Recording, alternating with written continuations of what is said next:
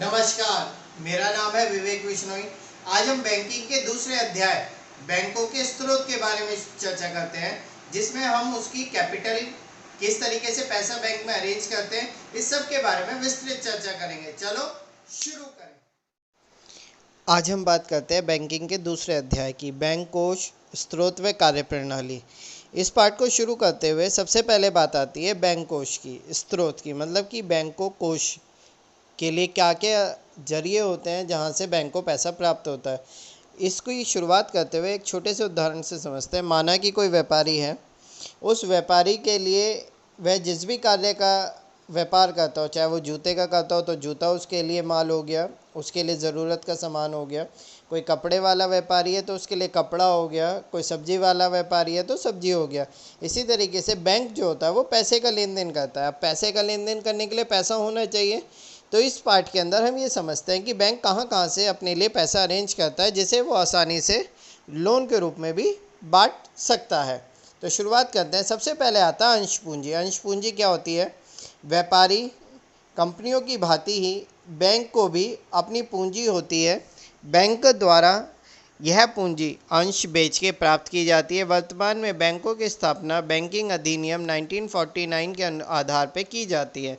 बैंकों द्वारा प्रारंभिक पूंजी अंशों के निगमन से प्राप्त की जाती है। सर्वप्रथम यह सुनिश्चित किया जाता है कि बैंक को अपना व्यवसाय चलाने हेतु कुल कितनी कार्यशील पूंजी की आवश्यकता होती है। तो इसे थोड़ा समझ लेते हैं। क्या होता है कि बैंक जब अपना व्यापार शुरू करता है तो वह अपने अंश का, अपनी कैपिटल का छोटे छोटे भागों में बांट के उसे जनता के लिए एवं फाइनेंशियल इंस्टीट्यूशंस के लिए बेच देता है, और बेचने के बाद अपने पास पैसा इकट्ठा करता है। तो जो पैसा उसके पास इकट्ठा होता है वो उसकी अंश पूंजी कहलाती है।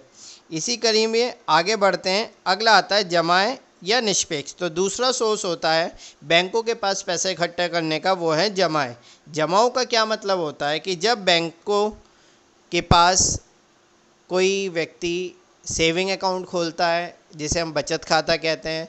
साधारण भाषा में कहें कि जितने भी खाते खोले जाते हैं, चाहे वो चालू खाता हो, सावधि जमा खाता हो, आवर्ती जमा खाता हो, गुल्लक खाता हो, जनधन खाता हो, वरिष्ठ नागरिकों के खाते हो, जितने भी खाते बैंकों में खोले जाते हैं उन सब में पैसे जमा किए जाते हैं। तो वो पैसा जो बैंकों के पास इकट्ठा होता है वो बैंकों के पास सबसे बड़ा सोर्स होता है पैसा इकट्ठा करने का, जिससे वह अपने व्यापार को अच्छी तरीके से सुचारू रूप से चलाते हैं।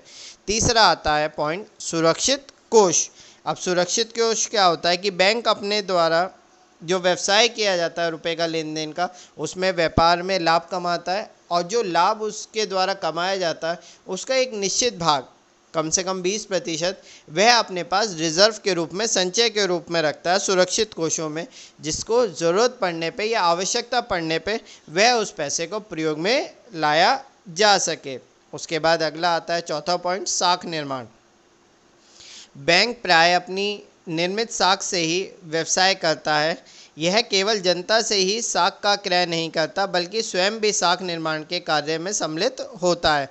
बैंक द्वारा किया गया साख का सृजन उसके पूंजी निर्माण में सहायता करता है तथा साख सृजन के माध्यम से अधिक मात्रा में पूंजी एकत्रित होती है। बैंकों द्वारा किए जाने वाला साख का सृजन इस बात पर निर्भर करता है कि बैंक के पास नकदी की मात्रा कितनी है तथा कितनी राशि उसे अनिवार्य रूप से जमा के रूप में रखनी है।